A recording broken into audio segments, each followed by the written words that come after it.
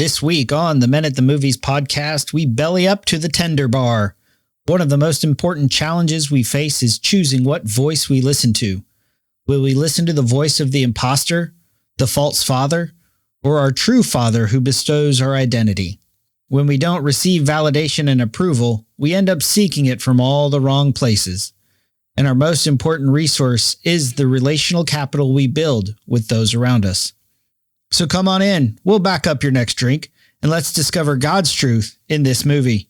The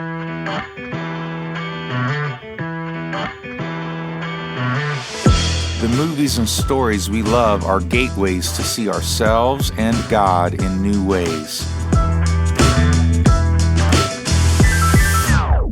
Every great story borrows its power from a larger story, the story that's written on our hearts and woven into the fabric of our very being.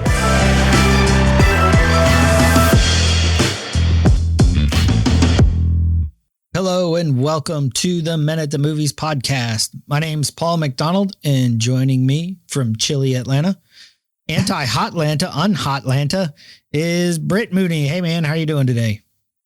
Doing well, man. How are you doing? Good. Yeah, well, you got back from Spain. I'm recovering from the jet lag, negative COVID tests all around. And so we're ready to get back in the saddle with the podcast and keep things rolling. Yeah. Did you run with the Bulls or anything? No, Isn't that Spain? That's Spain, It's right? Pamplona. That is a thing. The friends we stayed with, they do like super ultra marathons and stuff, like 50Ks and 100Ks. What? And even they don't want to run with the Bulls. I didn't know there was anything more than a regular marathon. There's super marathons? Yeah, it's crazy. Or ultra? Yeah. So they were like, hey, do you want to go running with us? Nope. No, I do not. I will stay in bed in the 29-degree weather. Thank you. But it was awesome. Nice. We ate a lot. We had a lot of wine, had a lot of fried seafood type things and tapas. And it was good. It was great. Highly recommend a trip to Spain for any of you out there. So today we are talking about the Tender Bar. Thanks to Adam Stocking. He emailed us through our website, menatthemovies.com, and said, hey, you guys should do a podcast on this. It's got a lot of great themes about father in it. And so we watched it and we said, yes, it does. Yes, it does. But nothing about chicken. There's no chicken tenders in it. It's chicken tenders. Wow. No. And it's not Tinder Bar. It's not a hookup place. Sort of. Well, they were not very tender. There's a lot of F-bombs. It wasn't very. Yeah. Thanks for that. Tender. We got to say, hey, if you're watching it with the kids, the clips we're going to play, they probably all have cursing in them. Because I guess it's like Jersey, Northern New Jersey, New York. It was Long Island. He said Long Island. Oh, that's right. He's from Long Island. So apparently they curse a lot there in the bars. Yeah. And on the short island, you don't curse as much. But on the Long Island, I'm sorry. I've got dad jokes today. Sorry. So we're talking about it. So that's why we picked this movie. And Britt, we were talking and you said that it reminded you of another, and this is based on a memoir by the same name. Probably one of the reasons we like it is the kid, the main character in this, goes on to become a writer. So we found some common bond with him. There you go. And the challenges that all of that entails. But you saw a connection with another book and movie, also memoir, called The Hillbilly Elegy. So Hillbilly Elegy came out, I want to say 4 or 5 years ago, and it was a huge hit. And I won't go into there's a lot of political stuff that happened afterwards, but it's basically the story of a young man, and it's a memoir as well, but he grew up in like poor Appalachia in Kentucky. And it's very similar to my family from Appalachian, West Virginia, right? I mean, very poor, lots of issues in the family and, cycles of poverty and that sort of thing. And it's really him describing how he could get out of that situation, that he saw a lot of people get stuck in the cycles of poverty that he was in as if it was normal and the dysfunction was normal and all of that. and just what it took for him to become a lawyer. Like he got out of it, and I think he goes to Harvard or whatever, like instead of Yale, it's Harvard. But since he's from a poor background, like he doesn't know anything about that world. And and one of the big things about this, and we didn't actually talk about it in the beginning before we started, but one of the things is this continuous imposter syndrome that JR has. Yeah. And it happens in Hillbilly Elegy too. And they made a movie and they put it on Netflix, but it didn't get a lot of press because there's certain political elements in our culture that are very tied to the entertainment industry that don't like the idea of anyone being able to pull themselves up by their own bootstraps, sort of thing. They want to make it sound like those cycles of poverty are endless. You can't get out of them. Yeah. They're endless and you can't get out of them, although people do all the time. Not that we don't need to try to help people. So that's why he wrote the book, is because, like, how do we help people get out of these cycles of poverty? And this is what they need, because this is what I had that no one else that I knew had. And it wasn't money, and it wasn't a different school. It was relational capital, right? You know, and the same thing happens in Tender Bar. He has relational capital that helped him through some very difficult things with his mom and his dad, and they weren't perfect people either, right? There's a whole bunch of characters, you know, it's that sort of thing. Like, these are characters, they're flawed too, but he had relational capital that he was able to find a different path than someone might have thought he would have chosen instead, you know? And that's where the common ground is with a lot of even the other movies we talk about, is that relational capital, that if you don't have it, it's really hard to go anywhere. But if you do have it, you can accomplish just about anything. Yep. And so our challenge will be, as we discuss this movie and sort of towards the end and say, well, what practical things does this mean, is, well, how can we be, for this story, how can we be an Uncle Charlie to the people in our lives? And it doesn't have to be people. It could be a person. Who's a person who needs somebody to believe in them and to speak into them? For you and me, Britt, it starts pretty easy. Our own kids. Right. Yeah. My son's at college. He's struggling with some decisions, you know, whether or not to join a frat, whether or not to move into an apartment. I can tell him what I think, but that's not going to help him grow and become a man, which is a lot of what this movie is going to be about, is specifically manhood, because it's talking about a little boy. And so he's going back and forth. And my response is always, well, here's what I think, or I'll ask him some questions and say, here's my concerns with this move versus this path and this and that. I say, it's your decision, because you got to live with the consequences. But I'm your dad.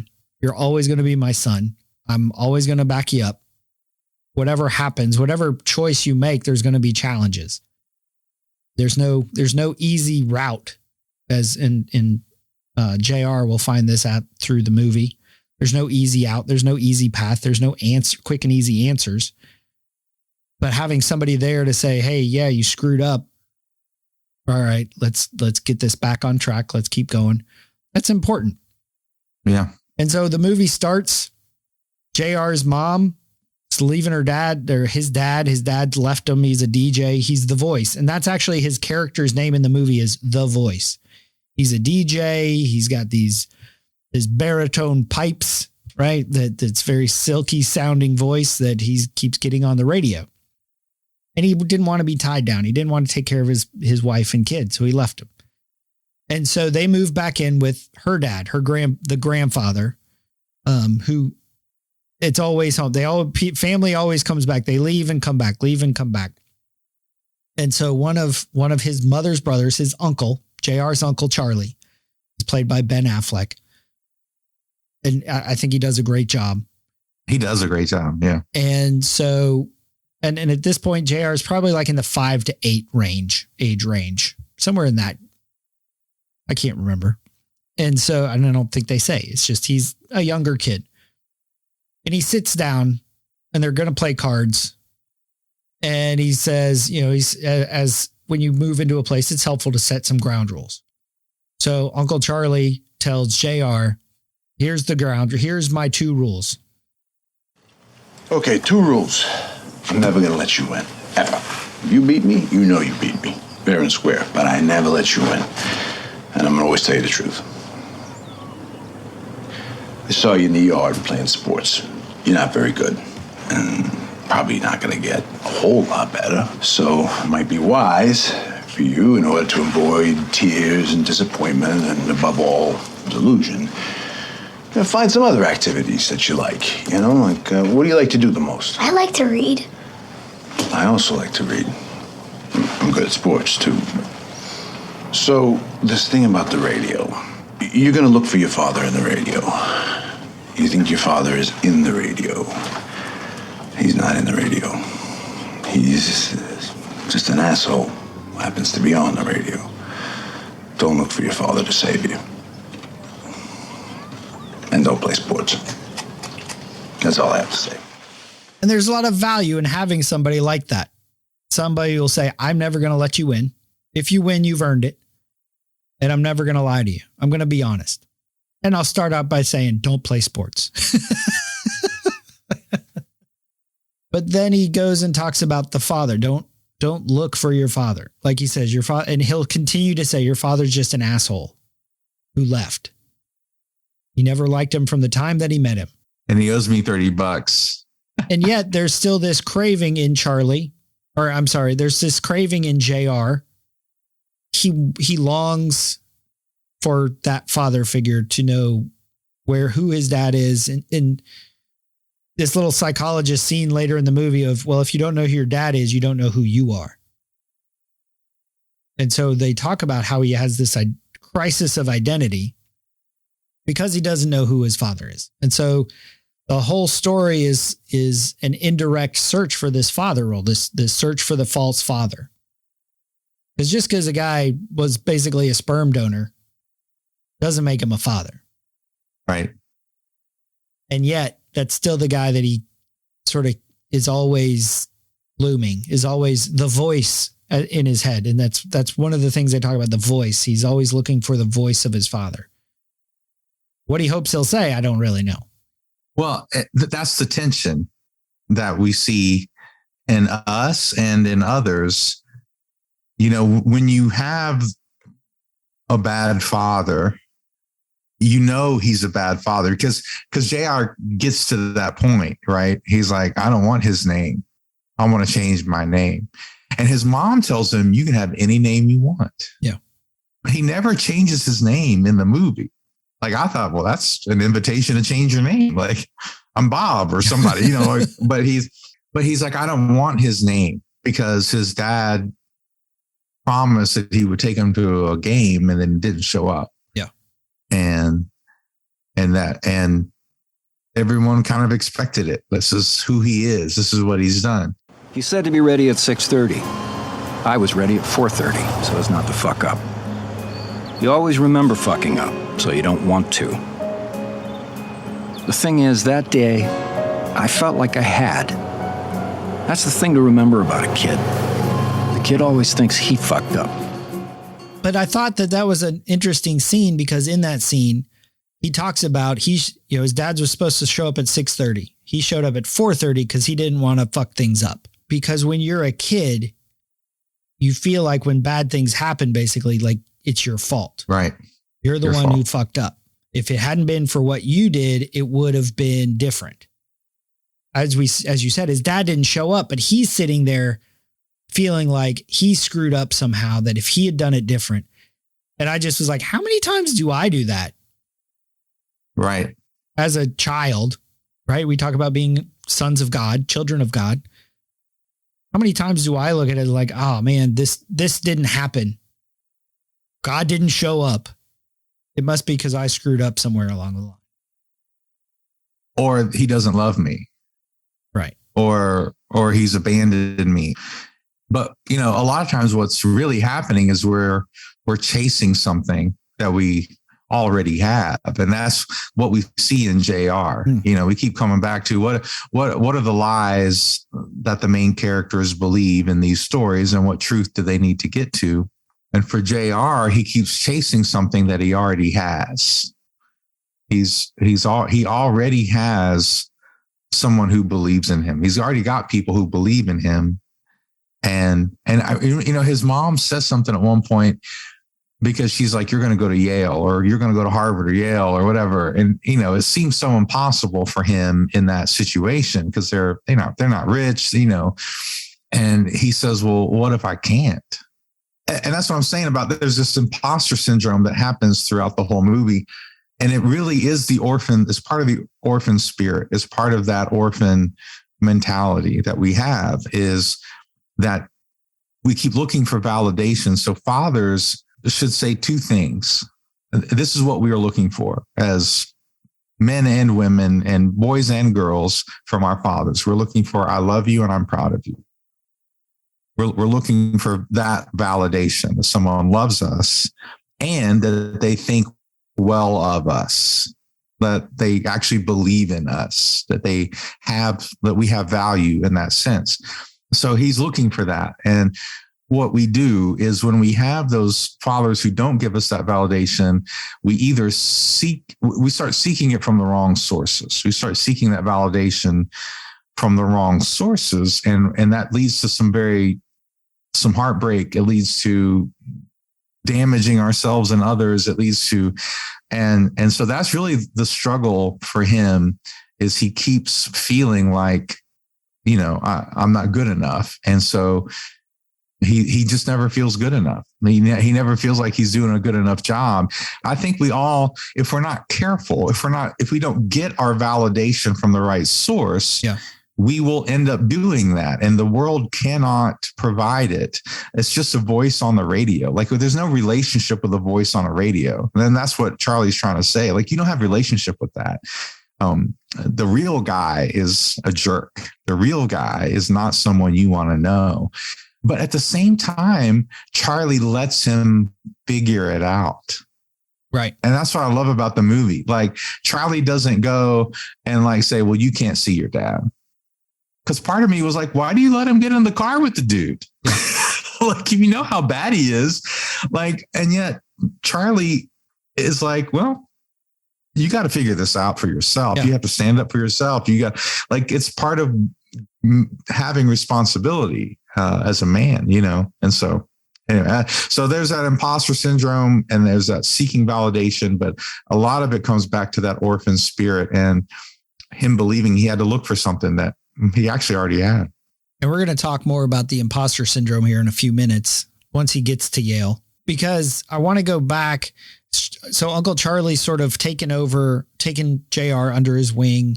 You see him in a very protective role in the scene with the psychologist, where he's like, basically, you're causing trauma to a kid because you want to ask out his mother. And there's this role where he says that his dad isn't there. His dad is absent because the voice on the radio. But you've still got Uncle Charlie. And as the months and years go by, Uncle Charlie takes a more mentoring type of role. He steps into it, but you see him invite him to the bar. You're like, well, what are you doing inviting him into the bar? Well, how do kids learn? How do we learn? But sort of by apprenticeship. Not to say here's how to run a bar, but he's inviting him into his world. Like, here's my world. Here's doing stuff. As you talk about, discipleship isn't about a program. It's about living life and doing life together. And so Uncle Charlie and JR are at the bar. This feels still pretty fresh, pretty new in the movie. It's still young JR, not older JR.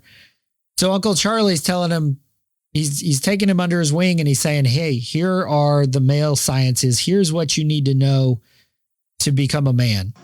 If you drink, you keep your shit together. If your shit's not together, you don't drink. Don't be like one of these assholes here who acts like it was Jesus who came down and made them late for work and spend all their money and throw back a whole hammerhead with vanilla Coke for 30 years. You know what I'm saying? It's about being a man.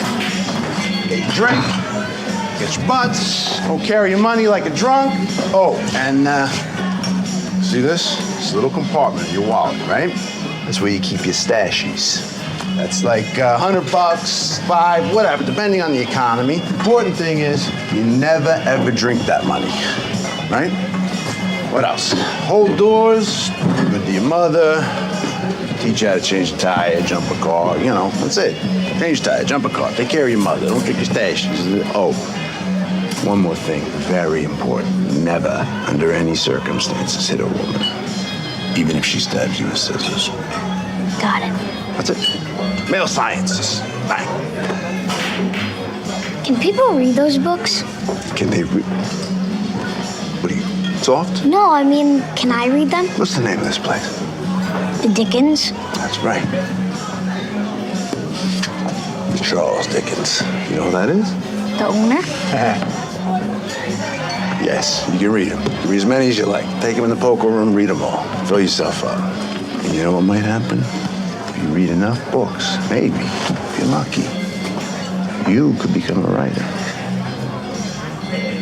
And that was it. From that moment on, I wanted to be a writer. So at the bar, there was these stacks of books. And so he's like, can I read those? Remember, he said, I like to read. That's the only thing he said he was good at is I like to read. But it's that moment, that's almost throwaway moment for Uncle Charlie. He's like, yeah, you got your butts, you keep your stash. Never hit a woman, even if she comes at you with scissors. Which sounds like that's a movie all by itself. Right. He's like, yeah, you can read the books, do whatever you want. But at the same time, it opens up a piece of Charlie because Charlie, obviously, he loves books. You'll see a closet full of books later in the movie. But he takes that opportunity to say, you do this, you might be able to be a writer. And young JR in that moment hears the voice of the father, really, because he's like, oh, I'm receiving that. And it doesn't always come from our physical fathers. It comes from the father, right? Yeah, I thought that was a great scene because he's going on. That's what it means to be a man. You know, you put your smokes here, you put your drink here, you don't carry your you handle your booze, you don't blame other people, you take responsibility for your actions, take care of your mother. I don't know what accent he was using in that movie, but yeah, I know. No, I agree. I love that scene. And, you know, it reminds me, I mean, I had a teacher in my life who, instead of coming down hard on me for being a mischievous young kid who was bored on Fridays because I was like one of the only ones, if not the only one, that I got 100 on the spelling test on Thursday. So I didn't have to retake it on Friday.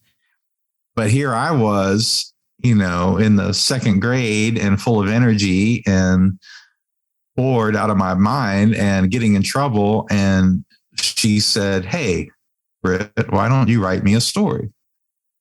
Why don't you take this time where everyone else is taking the test and you write me a story? And I thought that was the best idea I ever heard. And I continued to get 100 on purpose now on Thursday so I could write her a story on Friday. And I did that all year. I did that for the whole school year. And that year, she didn't say become a writer, but in my mind, I'm like, this is who I am. This is what I want to do, because I loved stories and I loved reading like this kid, right? You know, and it kind of put this thought in my brain, like, you mean I could do that for other people? Like as much as I love books, you know, like someone could love my book like that, you know? And I was able to reconnect with her. Mrs. Green was her name. And I was able to reconnect with her a few years ago on Facebook. So, and just tell her, you know, how much that meant to me. Like, I'm still writing stories in one way or another, you know? Yeah. And having people in our life like that. And I think that's one of the things that we can ask people as they're listening, like, who was that person for you? Who was that person for you when you were young that believed in you and spoke that belief over you somehow? Somehow they encouraged you. Somehow they invested in you. Somehow they made that time for you. And some people, maybe they didn't have it, you know, and they longed for it. But I think for most of us, if we take the time and really think about it, like we all had somebody in our life. For some people, it's a teacher. For some people, it's a parent or an uncle or an aunt or a grandfather or grandmother or somebody who they were able to speak that into someone's life. And I think it's a great thing to think about, who was that person for you? And the flip side is, as we mentioned earlier, is who can you do that for? Who can you be that voice of, I believe in you. You can do this. I think sometimes it's hard for family to do it because you're so immersed. It's like if your life's a picture, you're inside the frame.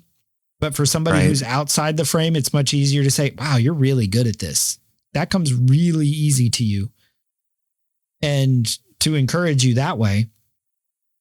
The other part is you, like you said, you look at stuff that you love reading. And so you do more of it. And like some of my mentors are people that I've read. Why do you think we talk about C.S. Lewis so much? Right. And for me, John Eldridge and Morgan and Alan Arnold are all mentors that I've met and have had conversation. We've been on the podcast with Morgan and Alan, but this idea that you don't always, your mentor, the person who's speaking life into you doesn't always need to be in your life. I mean, we read the Bible and we're gaining insight and wisdom and knowledge from that.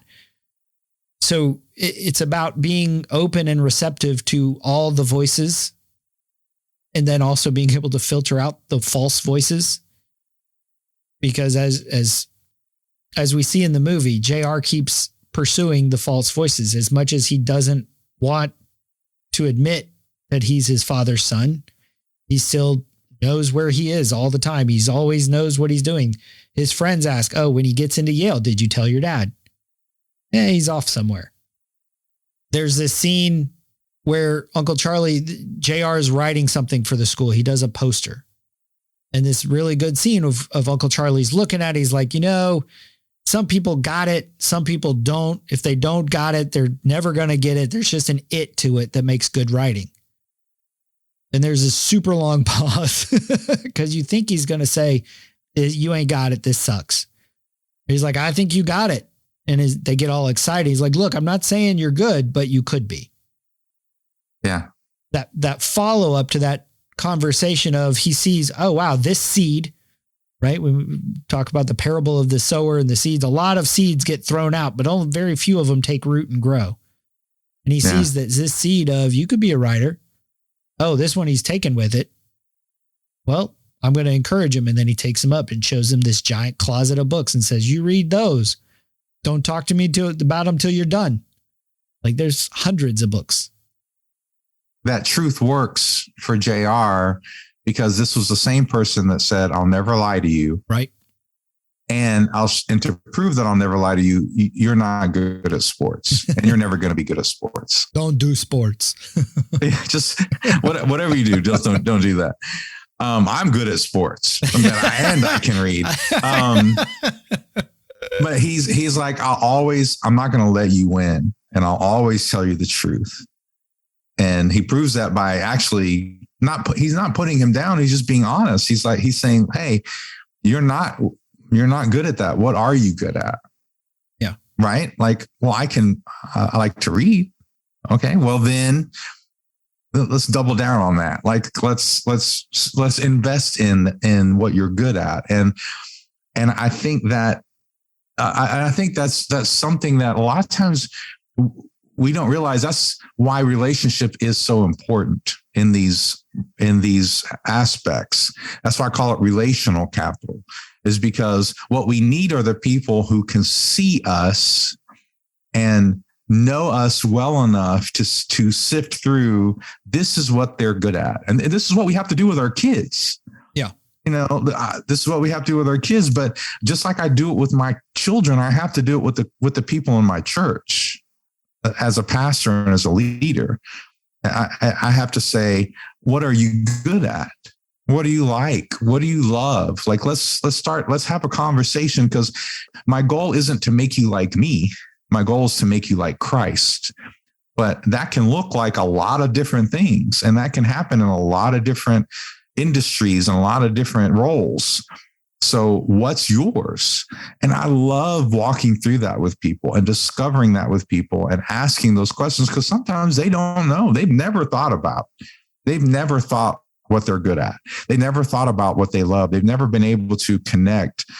Man, you know what I would really like to do? One of my favorite questions that I used to ask people, and I haven't asked in a while because I do it a little differently now, but I used to ask people, if you could get paid for anything, what would you do? If you could just get paid to do something. And you would think people would be really selfish. Well, I just get paid to sit around and watch TV. Almost never. I would almost never get that sort of answer. I'd almost always get, I'd help the homeless. I'd mentor kids. Right? I mean, something about their purpose starts coming out. Like, if you could get paid for anything, what would that be? And you start to spark those dreams in people. And God does the same thing. God, like, the ultimate relational capital is God.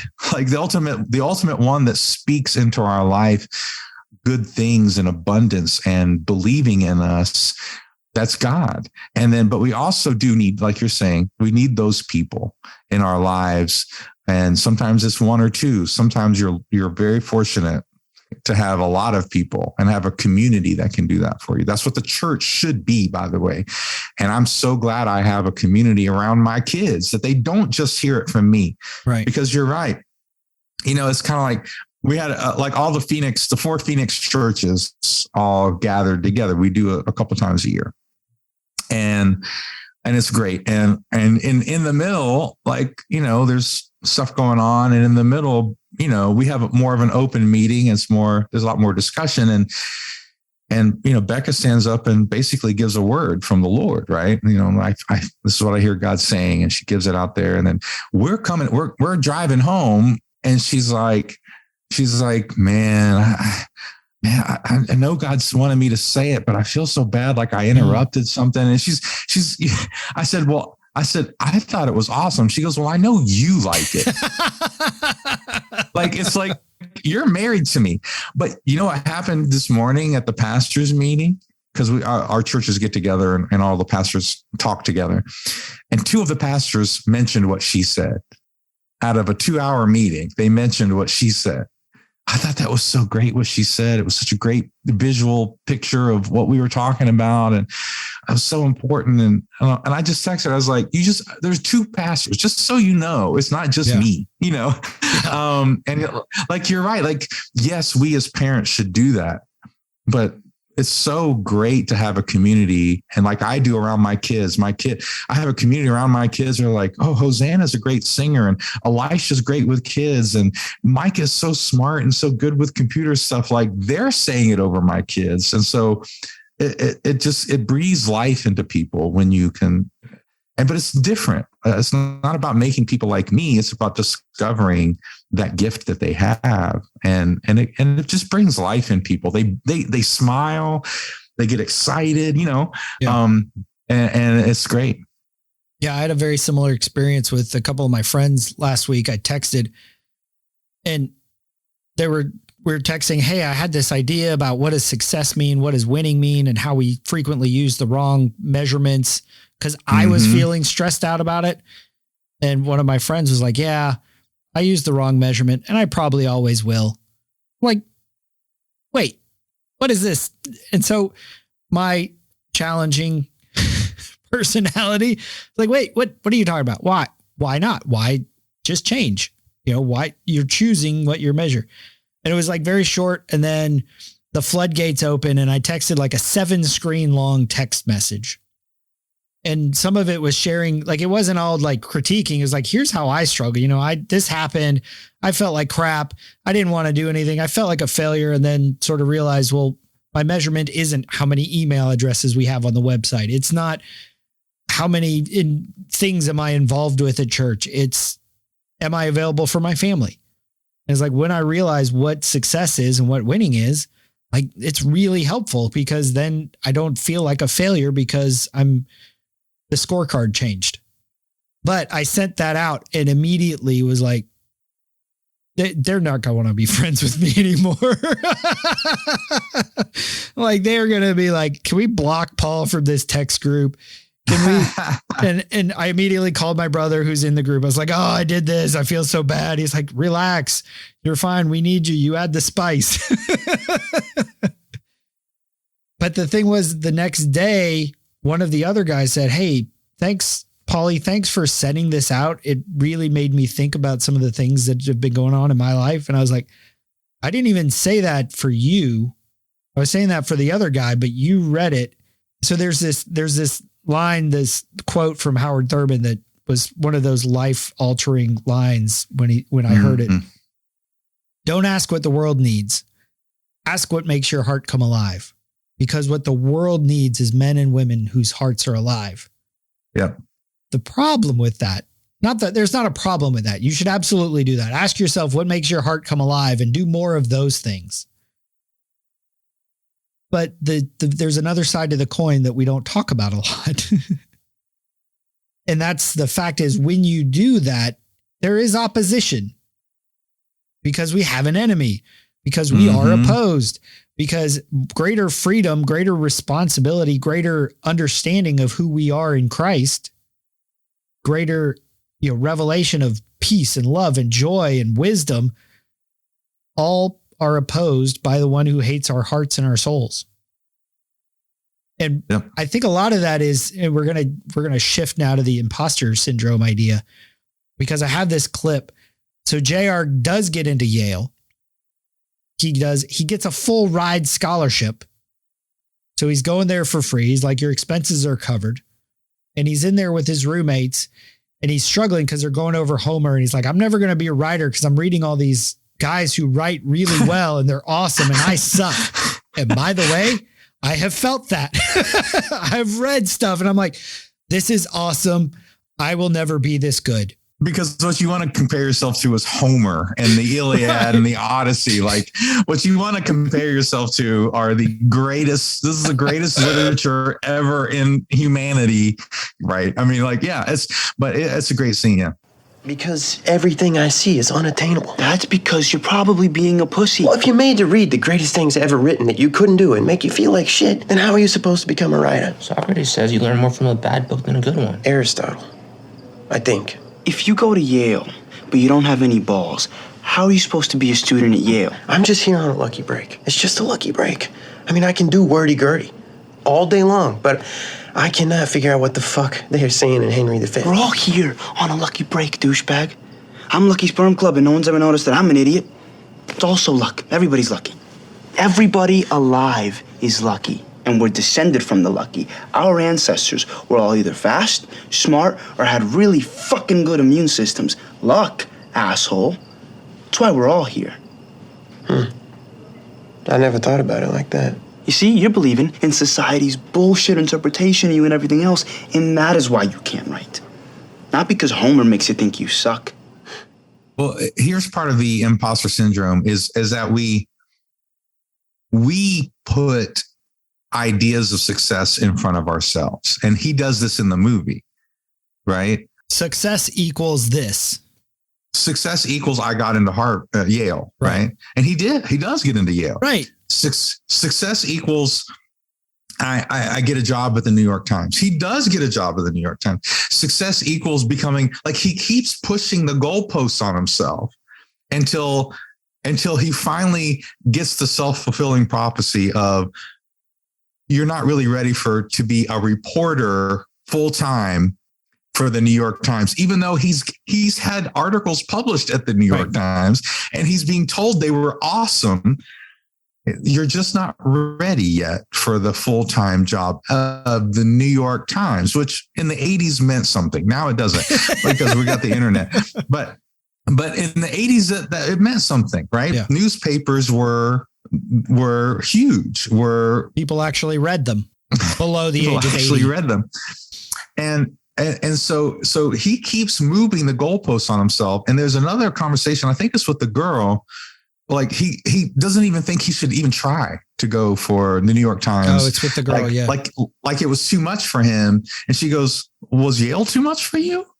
Yeah. Like even though she uses him, she actually kind of does like him. I mean, she does believe in him a little bit. And so she's trying to push him towards that, right? She's trying to push him like, no, you can.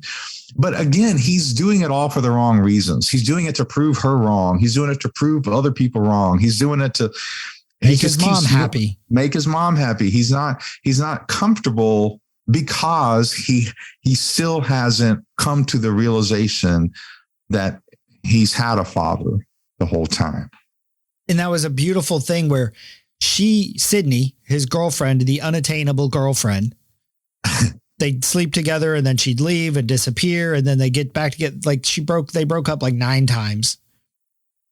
But you were absolutely correct, because the father was using her to guide him along the way.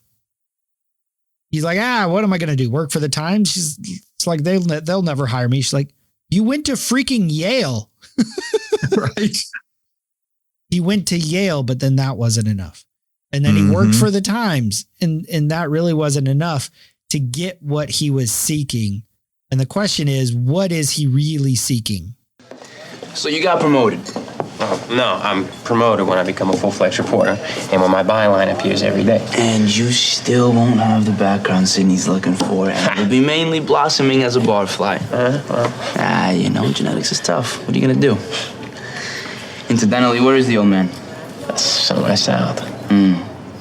You're becoming like your mother about Yale. Oh, yeah? Yeah, you think the Times means something. Yeah, because it does. It's the New York fucking Times. No, it doesn't. Well, what does mean something? A book.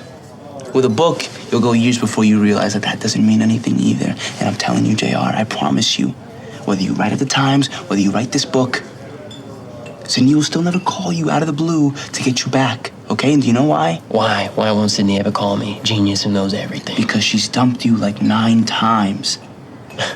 Because she doesn't love you, man. Because she's getting married on Memorial Day. In retrospect, what you do next is going to be important. You gentlemen ready to order? 4 gin martinis, but with a twist. That line was one of my, if I had been writing those, I told Paul before we started, I was like, I was so tired when I watched this movie. Like, I was awake enough and focused enough to watch it and enjoy it and even get a little teary eyed at the end. But I didn't have the margin to write notes. But if I were writing notes, I would have written down that quote. In retrospect, what you do next when you are faced with this level of disappointment. He doesn't say that, but that's the moment when you're faced with this failure. What you do next matters. And that line is such an important moment, because what he does is he becomes his father. He becomes his father. He starts drinking. And he goes home and he gets drunk, and it takes the little boy in him to say, what the hell are you doing? This isn't you. And he's and in the dream, do you remember the kid's making him coffee? He pours him up a cup of coffee. He's like, get up. You're not going to be anything or make anything out of yourself by becoming like the false father that you say you don't want to be. And I've said it on this podcast, and I keep saying it. And my mentor said it. And when he said it, it blew my mind. But he's like, here's what happens is boys grow up and they have a crappy dad, and they say, I'll never be like my dad. I'll never be like my dad. And they end up becoming just like their dad, because their dad is their focus. You become what you focus on. And that is why he needed to learn the true father he always had. That he had to learn that truth by the end of the movie, that he did have a father, as much as he didn't really believe it. And part of it was because I'm sorry. I know it's a broken world, and sometimes we don't get what we really long for. All of us long for our actual parents to be there, for our actual parents, like kids who are adopted as babies. They go through major emotional turmoil, like when they're teens, because on some biological level, they know they've lost something. That was by design. It is God's design that our parents are around and parent us well. And so when that's broken, there's something broken in us. But it says in the Psalms that God puts the lonely in families. And that's the church, man. That's who we're supposed to be. And so he had to realize because towards the end, he says, when he finally does confront his dad, I don't know if you caught what he did, but he's sitting there with the little girl and he's helping her and he's encouraging her. And she says, have you ever been to Venice? And he goes, no, not yet. Yeah. Possibilities. Something is changing and transforming within him. And then she says, how do you get there? And he starts believing in her. Yep. He speaks life over her like Charlie did to him. He started becoming like his father, like the father he always had. And he realized who he wasn't because his dad tries to give him booze, the drink that Charlie said, when you start drinking that drink, you've lost. Well, you're already, yeah. And he's the expert because he tends bar. He knows guys who will do that. And he knows the people who, if they don't have their crap together, drink to drink it away. Don't do that. Like that's dangerous. That's a dangerous road because he's seen people do that time. And his dad and the boy's father did that. And he knows he did that. And in the hospital, in that great scene in the hospital where he says, you lay off the drinking. Yeah. JR asked Charlie, he's like, do I remind you of my dad? Yeah. And remember, Charlie's the guy who's promised never to lie to him. And his response was lighten up on the drinking. But he had to shift his thinking because he was becoming like his dad. And he had to realize, man, I got to make different choices and listen to different voices in order to go somewhere. And then, and once he did that, he didn't need a new goalpost. Did you notice? He didn't need a new goalpost. A man needs a job. Well, I'll get one. I just don't know what it is yet. Like, it wasn't like he wasn't anxious about it. Yeah. I'm going to go. I'm moving on. I'm moving on because that's what a man does. And I'll be all right. And then that's when he's given the car. That's when he's given the gift. And it's beautiful. It's a beautiful thing where he chooses, because the policeman says we don't get to choose our dad. And he goes, maybe. And I loved that moment. I loved that moment because the policeman was being so kind, right? Giving him a ride. And I'm so sorry. He took a cab from Long Island down to North Carolina. So he's like, that had to be expensive. I'll at least take you to the county line or something, Sonny. But he calls the cops on his dad. Like he finally realizes this isn't me. Why? Because he hit a woman. Because he hit a woman. And what did Charlie say? Yes. Don't ever hit a woman. And that was the key. That was the deciding point. But he hit his father, the voice hit the girl he was with, the woman he was with. And that was when he basically said, as his dad said, oh, it looks like you had a breakthrough. Yeah.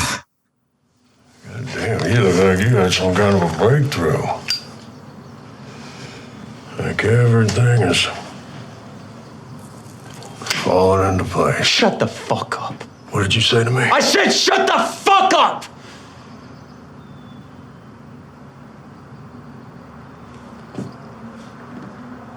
You can't shut me up. I'm a broadcast professional. You weren't trying to shut me up when you were looking for me on that radio dial. Fuck you. Man, you can't shut your daddy up. What are you gonna do without the bad guy in your life? You're set. I have a friend of mine who says the devil's a punk and a liar. Amen. And the problem is we listen to it a lot. But what I got out of that scene is you get to choose. That voice is never going to go away. That voice is always going to be in your head, whether that's the imposter syndrome or the false father or whatever lies that they're dishing up. And we have to learn to respond like JR did. Shut up. Shut up. Get out of my head. I'm not listening to you anymore. I know the true voice, and I'm going to listen to that voice from now on. And it's I would say everyday thing, but it's a lot more often than that. Well, I've yelled at the devil like that. Yeah. I've said, shut up, you bastard. Yeah. Because I know what he's after. Right. And he's such a deceiver. Like he can't handle the truth. Right. You know, that's another movie. Yeah. That's a different movie. That's a different movie, but he can't handle the truth. So you have to say, no, you are a liar. And you are trying to destroy me, trying to destroy my family, you know, and sometimes you have to talk to the devil, just like Jesus did.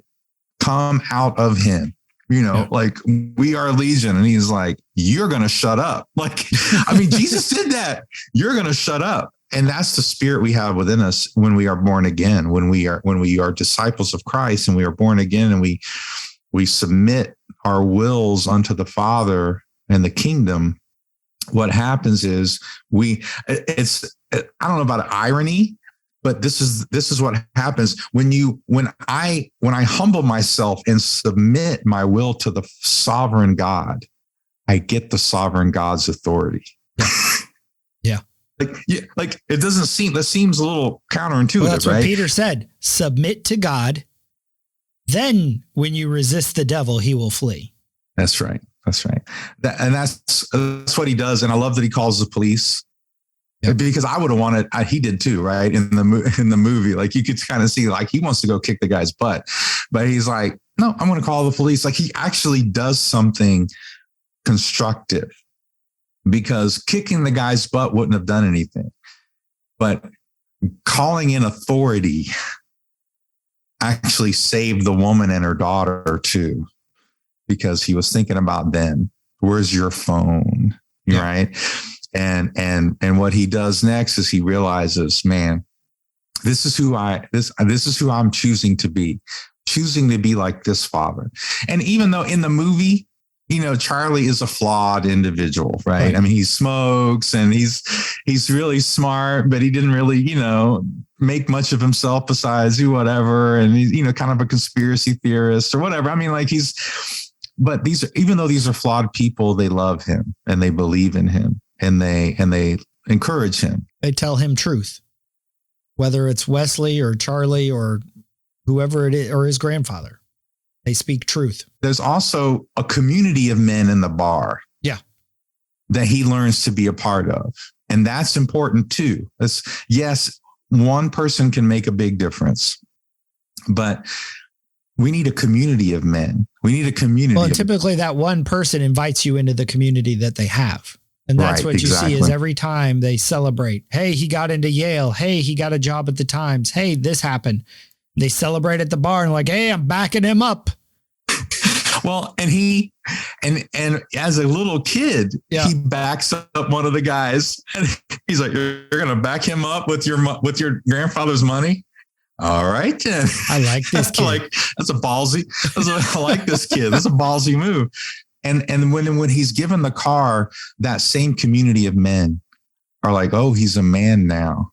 Yep. Oh. They come out and they're talking shit and they're just like, you're not old enough to drive. What is this? Get out of here. Because there comes a time when it is time to get out of here. This comes time to move on. Like a baby eagle doesn't stay in the nest the whole time. There has to be a time when the mama bird, if it sticks around too long, it's going to kick it out. It's going to say, no, you've got to go. You've got to fly. And sometimes that takes, again, the truth telling, the people who are going to tell you the truth. Hey, it's time for you to leave. Yep. Not because we want you to go, but so that you can become who you're meant to be. That's right. Because here's the reality.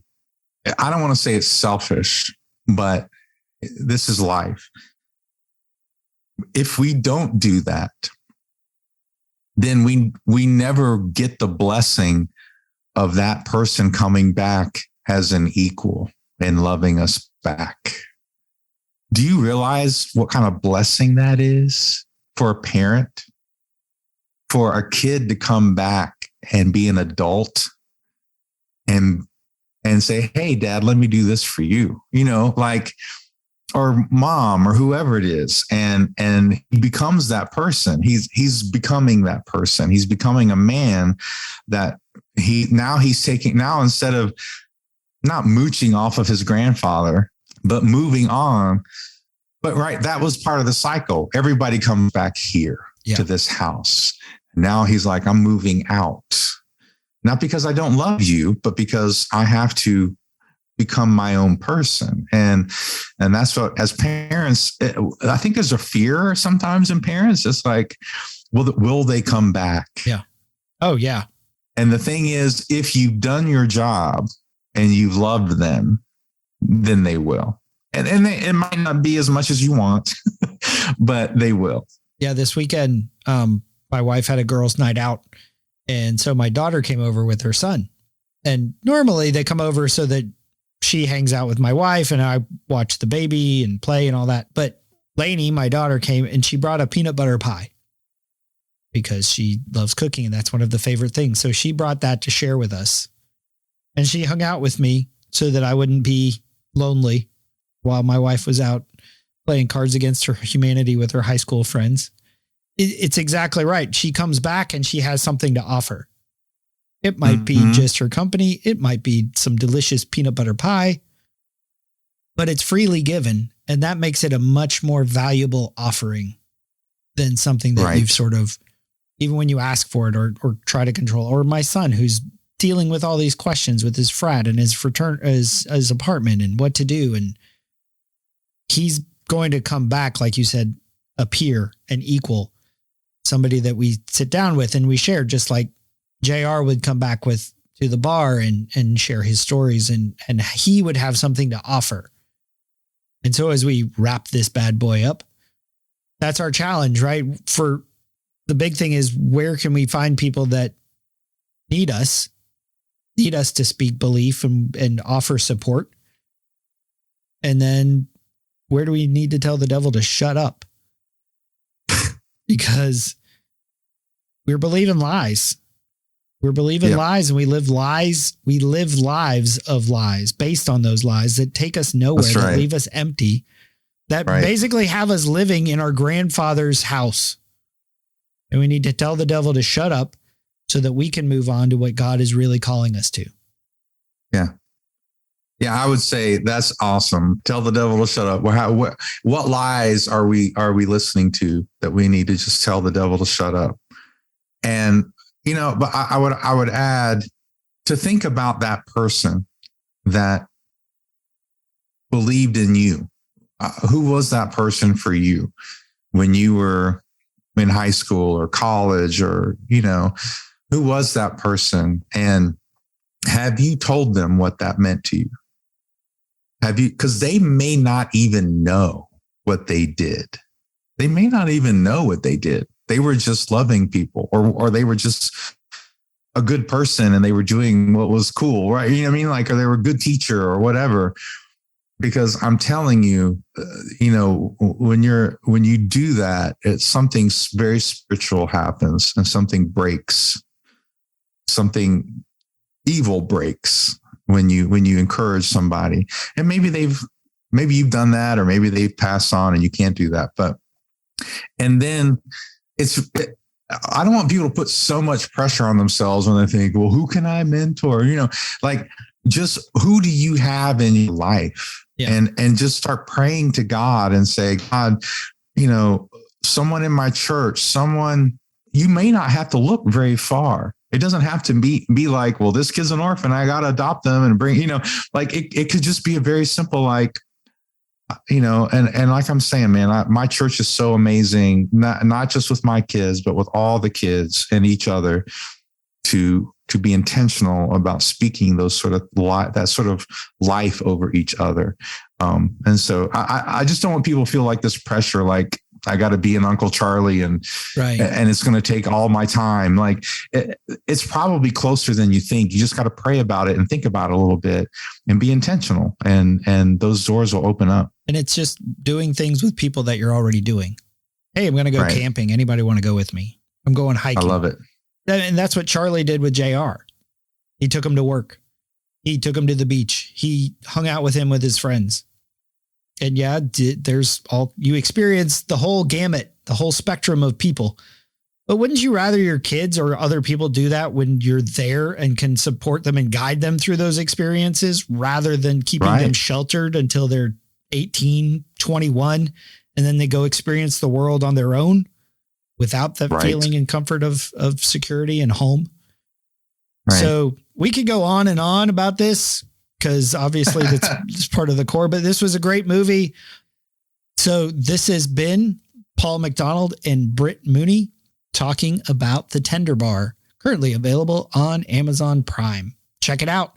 And hope you guys check us out next time here on the Men at the Movies podcast. Something inside has been awakened. I can no longer be who I was before.